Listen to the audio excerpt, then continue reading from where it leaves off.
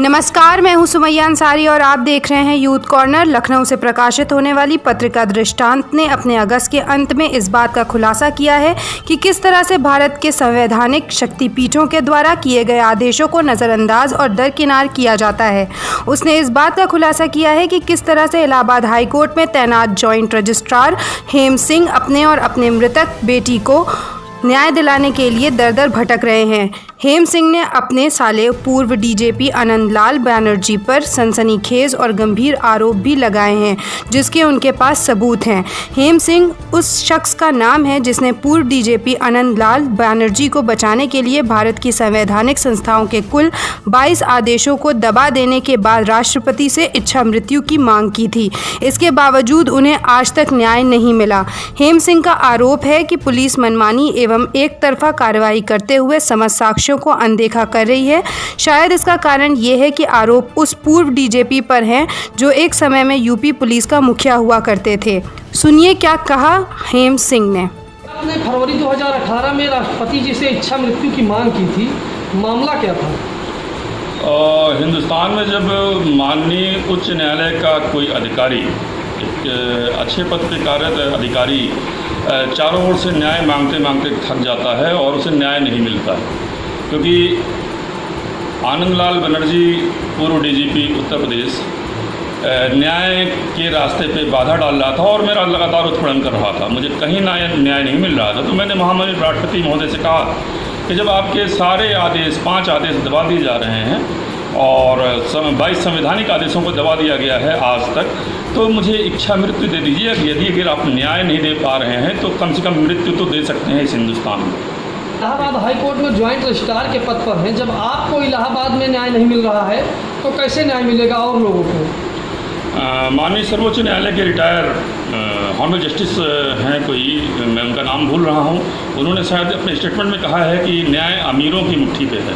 मैं शायद बेईमान नहीं हूं। मेरी एक सबसे बड़ी कमी है कि मैं स्पष्टवादी और ईमानदार आदमी हूं और मैंने आज तक किसी भी व्यक्ति के सामने झुकना पसंद नहीं किया, इसलिए मुझे न्याय नहीं मिल रहा है। मैं उच्च न्यायालय में ज्वाइंट रजिस्ट्रार हूँ, मैं दूसरों की मदद करता हूँ और 33 साल की निर्बाध सेवा की है माननीय उच्च न्यायालय की।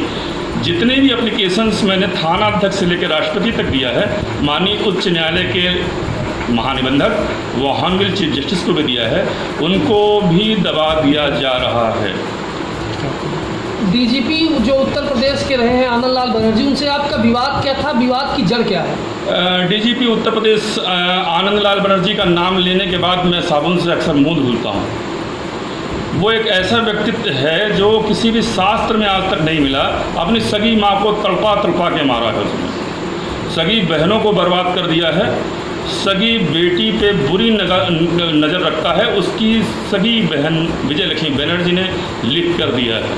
आपने एक आरोप लगाया था कि उन्होंने आपकी बेटी के साथ बलात्कार किया था और उनको आत्महत्या के लिए मजबूर किया था। वो एक अय्यास आदमी है और विश्व प्रसिद्ध अय्यास आदमी है। हर व्यक्ति जानता है कि वो अय्यास है। जून 2010 में मेरे घर आया था अपनी पत्नी मधुचंदा बनर्जी के साथ। मेरी बेटी को मेरी पत्नी से क्या कह के ले गया, कुछ पैसे दिए थे, लगभग 9 से 10 लाख रुपए मेरी पत्नी को उसने दिए थे और पैसे देकर मेरी बेटी को रानी खेत ले गया था। तो रानी खेत ले जाकर उसने वहाँ पर उसके साथ छेड़खानी, बलात्कार किया, जिसके कारण डिप्रेशन के कारण मेरी बेटी ने आत्महत्या कर लिया। मेरी बेटी इकलौती संतान थी, डांस में नेशनल अवार्ड विनर थी 2 बार। इसकी शिकायत आपने कहीं पर की थी, तो कार्रवाई क्या हुई? मैंने इसकी शिकायत थाना अध्यक्ष से लेकर राष्ट्रपति तक सारी संवैधानिक संस्थाओं और स्थानीय संस्थाओं को किया है। जांचें निर्गत हुई हैं। आज तक मेरे पास 23 से 24 जांचें हैं, संवैधानिक जांचें हैं। 5 राष्ट्रपति के आदेश हैं, मानवाधिकार आयोग ने 4 आदेश किए हैं, राष्ट्रीय पिछड़ा वर्ग आयोग ने 5 आदेश किए हैं, मुख्यमंत्री जी ने अनेकों आदेश किए हैं, आईजी इलाहाबाद ने आदेश किए हैं। मैं LIU इलाहाबाद के ऑफिसर्स को कई बार बयान दे चुका हूं, क्षेत्राधिकारी द्वितीय को लिखित बयान दे चुका हूं जिसकी रिसीविंग है, SP इलाहाबाद को बयान दे चुका हूं जिसकी रिसीविंग है।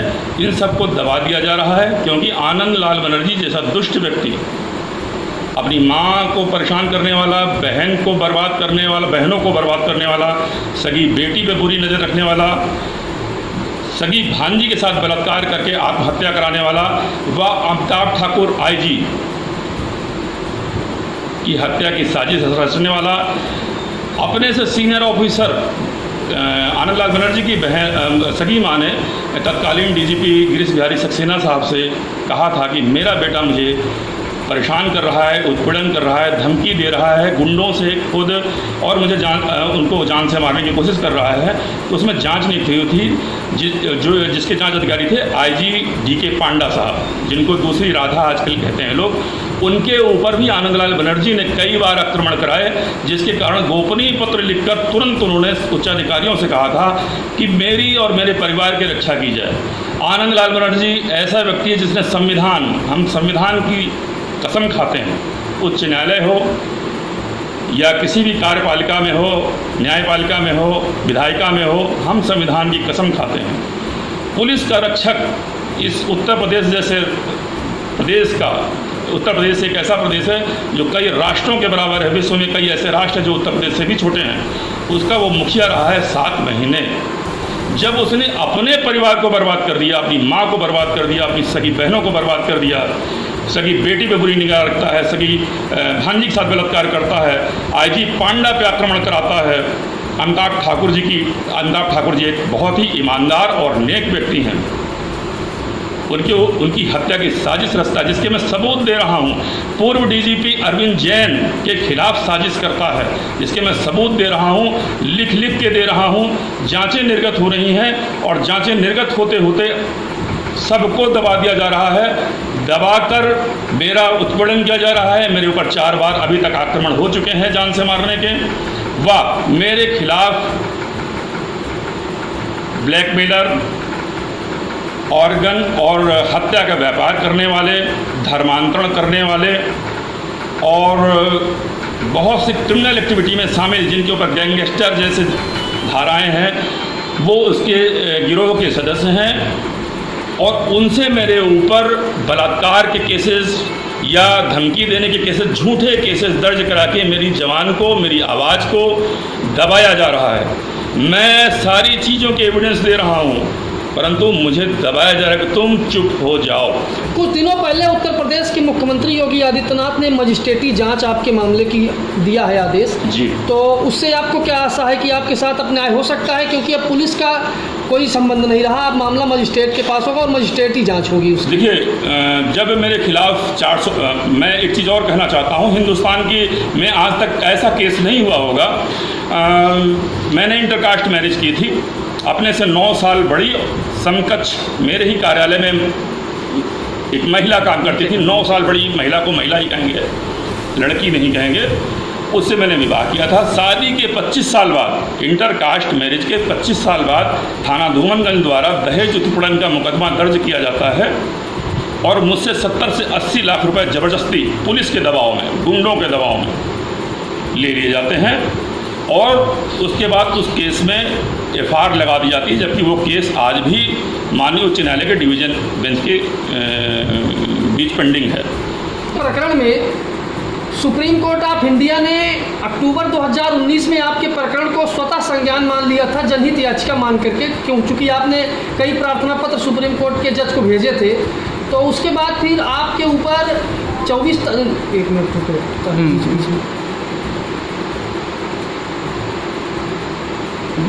सुप्रीम कोर्ट ऑफ इंडिया ने अक्टूबर में आपने चूंकि कई प्रार्थना पत्र जज को दिए थे, तो उसको स्वतः जनहित याचिका मान करके 24 जनवरी को सुनवाई की तिथि तय की थी जी। उसके ठीक पहले 20 तारीख को आपके ऊपर एक ऐसी महिला के द्वारा बलात्कार का आरोप लगाया जाता है जी। जो महिला लगातार 5 लोगों के ऊपर वही आरोप लगा चुकी है और 6वें कैंडिडेट आप थे। तो इस पर आप क्या कहेंगे, क्या यह आनंदलाल बनर्जी की साजिश थी? आनंदलाल बनर्जी का एक रैकेट है। आईजी डीके पांडा साहब ने कहा था कि आनंदलाल बनर्जी का अपराधियों से संबंध पाया गया है, ये 1997 में कहा था। क्योंकि उसका एक रैकेट है, वो जब उसकी बात नहीं मानी जाती तो ऐसे लोगों से आरोप लगवाता है जिस महिला ने मेरे ऊपर आरोप लगाया उसकी अपनी क्रिमिनल हिस्ट्री है। छठवां आदमी मैं हूं जिसपे महिला कानूनों को फंसाने की धमकी दी है पहले लोगों को, और मुझे महिला कानूनों में फंसा दिया बलात्कार के केस में।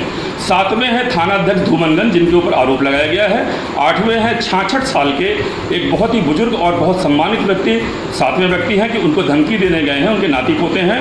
और आठवां व्यक्ति आकाश कुमार गुप्ता है। ये सब मेरे गवाह हैं।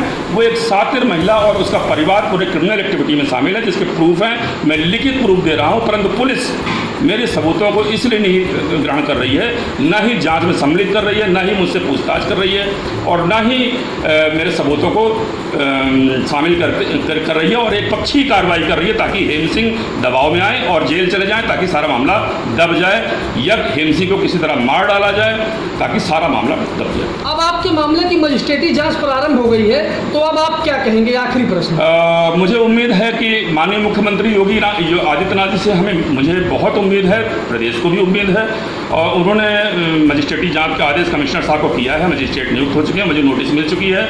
मैं उसमें लिखित साक्ष्य दे रहा हूँ, लिखित साक्ष्य, प्रत्यक्षदर्शी साक्ष्य, ऑडियो रिकॉर्डिंग और सीसीटीवी फुटेज सबके साथ दूंगा। मैं चाहूँगा ऐसे दुष्टों को पनिशमेंट मिले, दंड मिले, ताकि भविष्य में हिंदुस्तान की जनता सुरक्षित रहे। बहुत बहुत धन्यवाद। आज की खबर में बस इतना ही। ऐसी खबरों को देखने के लिए जुड़े रहें यूथ कॉर्नर के साथ।